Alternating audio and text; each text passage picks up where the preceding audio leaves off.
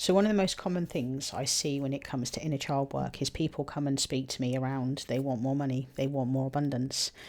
And one of the things that I always know to be very, very true for myself and so many of my clients is we will live the exact duplicate of what we saw growing up financially until we actually heal our inner child. And that's why I will say your inner child is your operating system. They are the version of you that has a story around money. And what we have is we have energetic distortions in our field. So this is one of my props I use in my coaching, okay? And I want you to think about all of the scratches on this cup. These are all energetic distortions in your field. And what is a distortion? It's a story. Every single one of these scratches will be a story that your soul or your body holds about something. And when you work with me, or you work with other people that do energetic healing, you will understand that once you remove a distortion, you start to ascend. So any of you spiritual people who are literally have absolutely no money, or you can't give away your services, or you've got a problem, or you've got an issue, or you can't get clients coming to you, there's no repeat business, you go through peaks and troughs, all those kind of things, you've got a story somewhere that is stopping your abundance coming to you. How do we heal that? The first thing we need to do is make our inner child feel safe around money, okay? And safe in general. I want you to know that when it comes to reparenting your inner child, you can only reparent an inner child that feels safe. And your job is to consistently show up for your inner child. That is where you are with your inner child in the morning. You're with your inner child at night. You're with them throughout the day at periods. You do activities with them. You get to know them before you reparent your inner child. Because I want you to know that your inner child is 4 years of age. He or she, inner boy, inner girl, is sat on a swing and they are waiting for you. And they are the version of you that was never real. So your inner child is not you, or your inner boy is not you in a photo. That is a version of you in time. So when we look at inner child work and we look at a photo of us, we're actually looking at the story that was attached to that 5-year-old boy or that 4-year-old girl.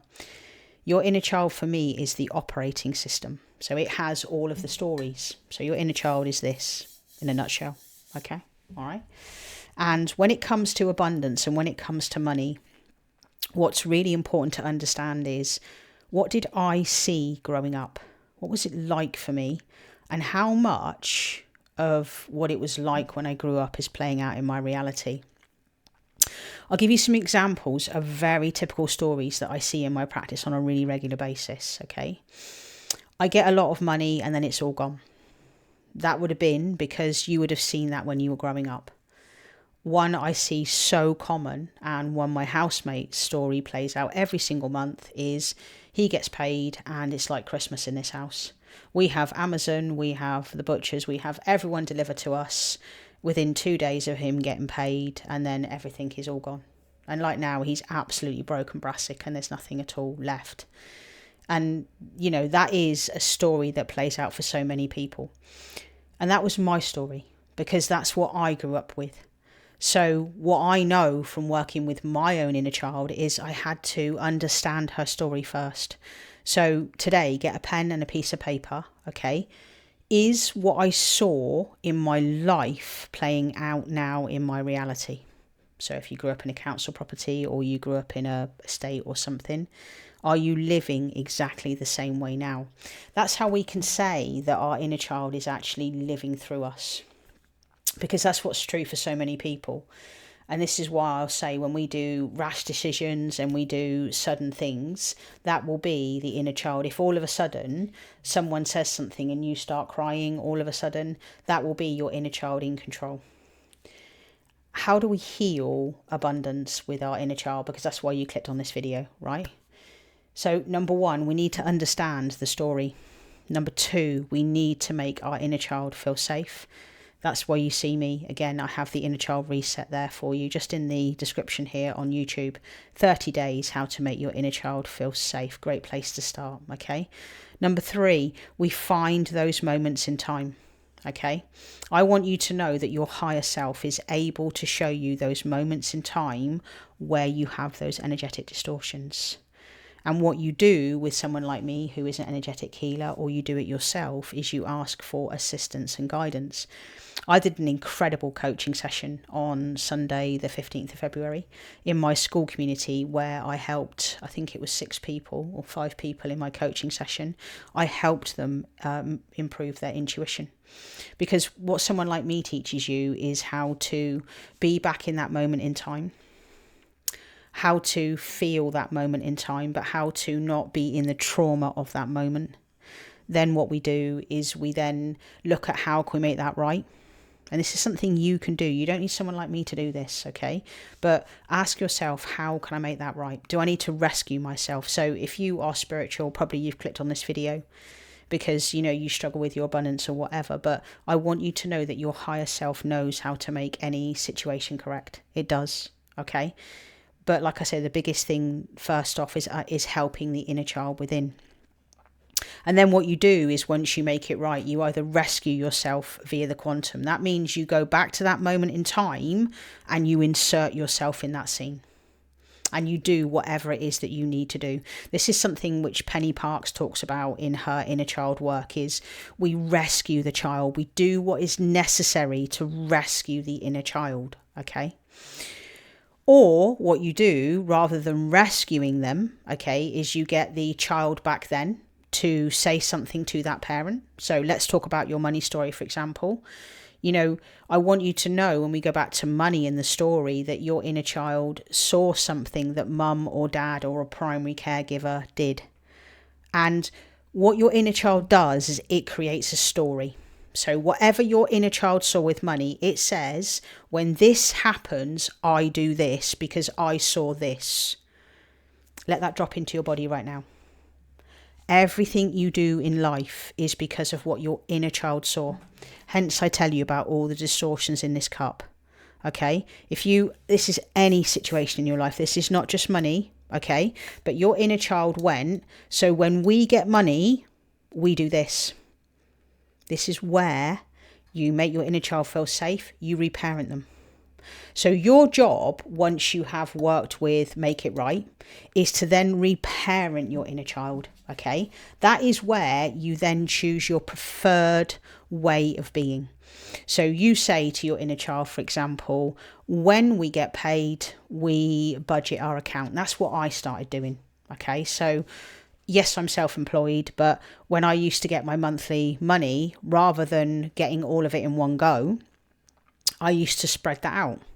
And for example, that's what I did with this client session just now. I said to her, when you do get a bonus, okay, put it into a cash account, divide it by 12 and get dividends paid back to you. Because one of the things that's really important when it comes to abundance is you have to start feeling that abundance. But with your inner child, it's really important that your inner child, she or he, feels worthy of that money. And again, worthiness is massively tied into energetics in the body. So if you don't feel worthy of that money, you're not going to be able to hold on to that. So it's really and truly about reparenting, and it's saying, okay, what is my new set point? What is my new story? And the third thing to know when it comes to abundance in your inner child is to understand that abundance isn't only just money that comes in your account.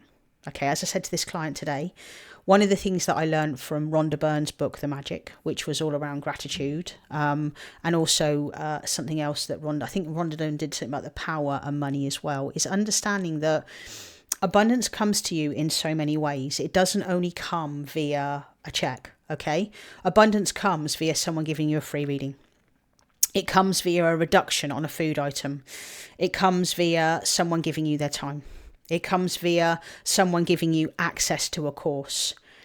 And when it comes to abundance and helping your inner child, when you have your inner child and you have identified them, and your inner child has a unique name, it is not yours, okay?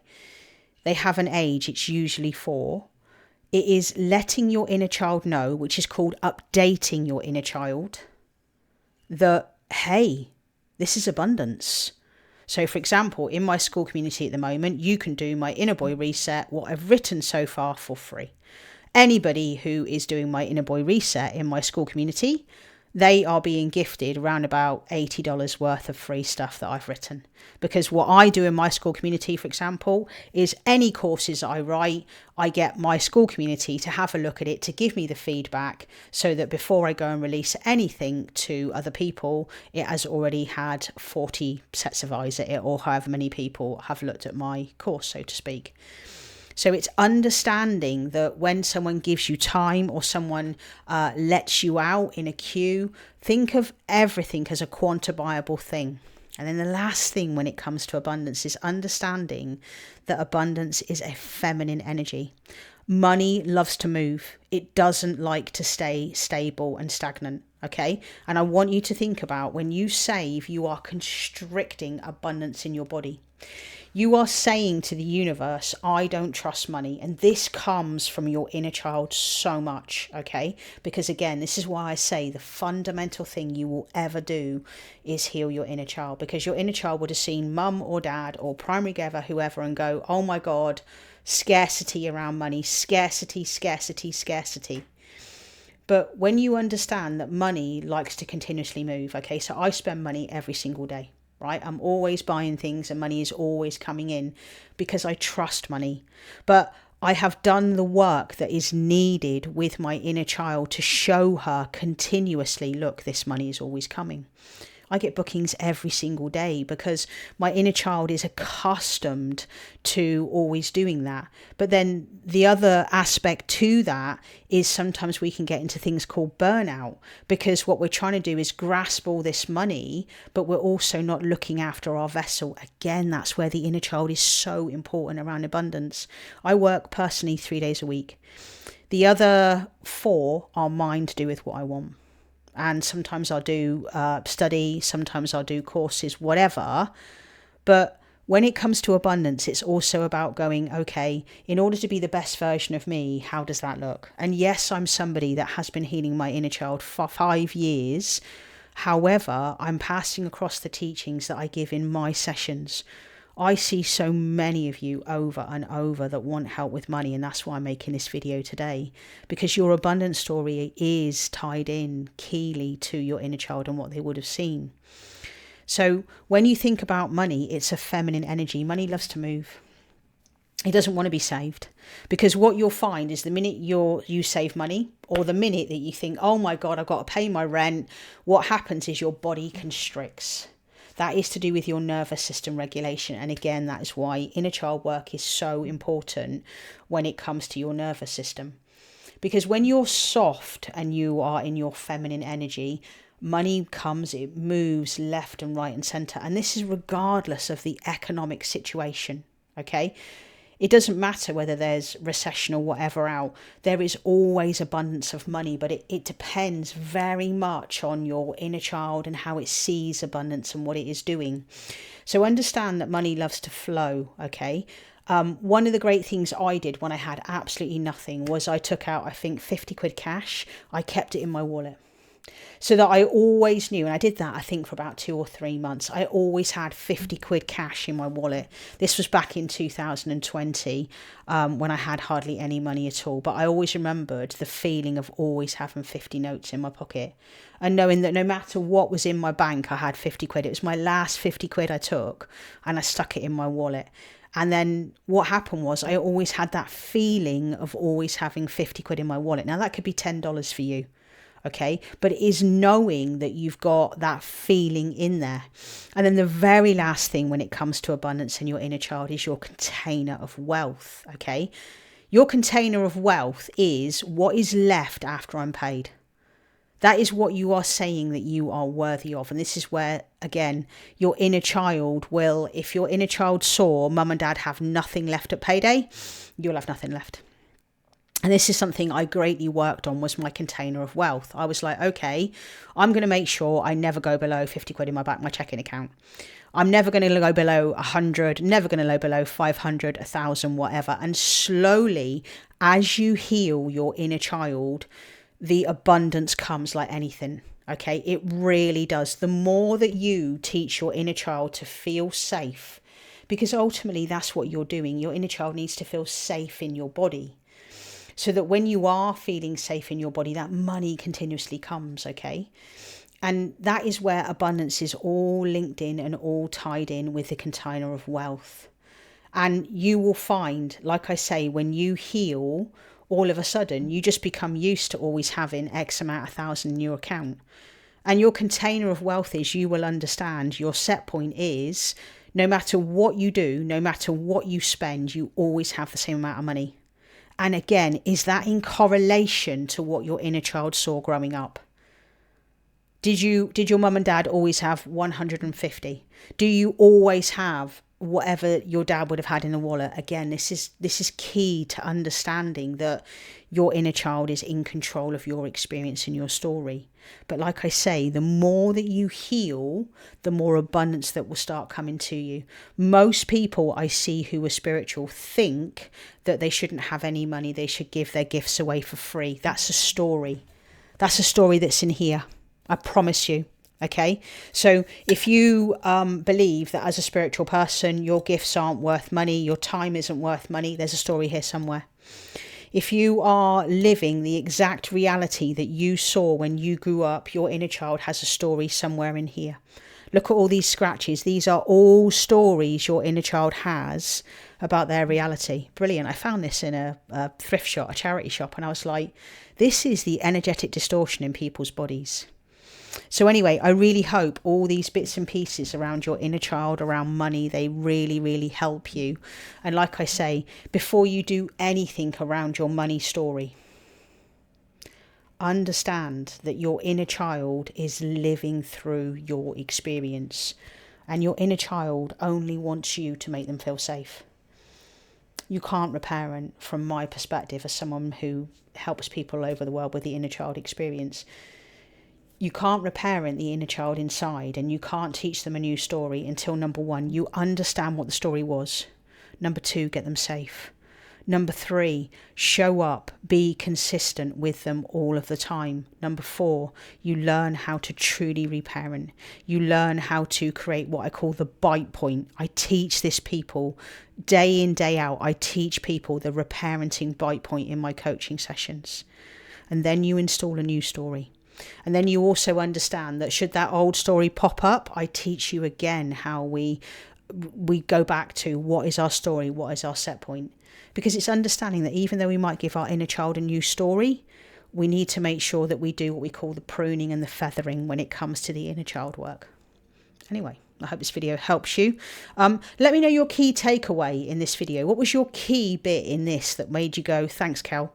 I'm so glad that I clicked on this video around inner child and money and my abundance. Let me know in the comments which one really hit. If you want to personally work with me, I do have sessions available going into March now in 2026, if you're seeing this video. And if you do want to do my inner child reset, brilliant. 30 days, how to get your inner child feel safe. Because once your inner child is safe, then you can really start to look at your money, your story, everything. Anyway, I hope this video helped you. All right, cheers, take care, ta-da, bye-bye.